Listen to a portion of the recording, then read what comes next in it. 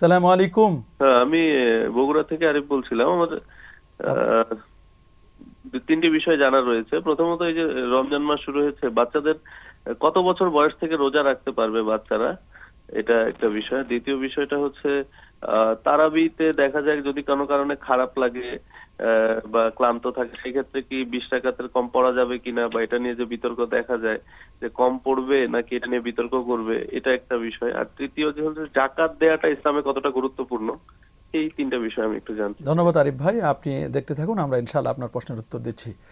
মিয়া sir, আপনি তো শুনলেন ইতিমধ্যে আমাদের তারাবির একটা প্রশ্ন চলে আসছে। কেউ যদি কোনো কারণে ওজোর বা মাজুর থাকে, তাহলে তিনি 20 রাকাতের পরিবর্তে যদি কম 8 রাকাত বা 12 রাকাত দুই বা রাকাত 16 পড়লে রাকাত হবে, বা 2 রাকাত যদি পড়ে, দুই কি রাকাত বলবেন পরে তার বাসা চলে ব্যাপারে? যাবে, নফল নামাজ। এটা যেহেতু উজর, অতএব এখানে সেই সুযোগ আছে। আর আপনি যেটা বললেন এবং উনি সর্বনিম্নটাও বলে দিয়েছেন, তার মানে তার যতটুকুন সম্ভব তিনি আদায় করবেন। 2 রাকাত ফাইন, একেবারে পারছেন না 2 রাকাত, আরেকটু সম্ভব হলে 4 রাকাত, 8 রাকাত, 10 রাকাত, 12 রাকাত। তার ক্ষেত্রে কোনো রাকাতের বাইন্ডিংসটা প্রযোজ্য হবে না, সুতরাং তিনি এভাবে পারবেন। আর বাচ্চাদের তারাবির ব্যাপারে যে বয়সের সময়সীমাটা ভাই জানতে চেয়েছেন, সেটা সহজ হিসাব। আমরা সালাত সম্পর্কে রাসূল করিম সাল্লাল্লাহু আলাইহি ওয়াসাল্লামের সেই দিক নির্দেশনা পাই। হাদিস শরীফে যেটা স্পষ্ট আসছে, 7 বছর বয়স হলে তোমরা বাচ্চাদেরকে সলাতের জন্য উৎসাহিত করো, তাদেরকে নামাজ পড়ার জন্য আদেশ করো, যাতে তারা তোমাদের সাথে সলাতে অভ্যস্ত হয়।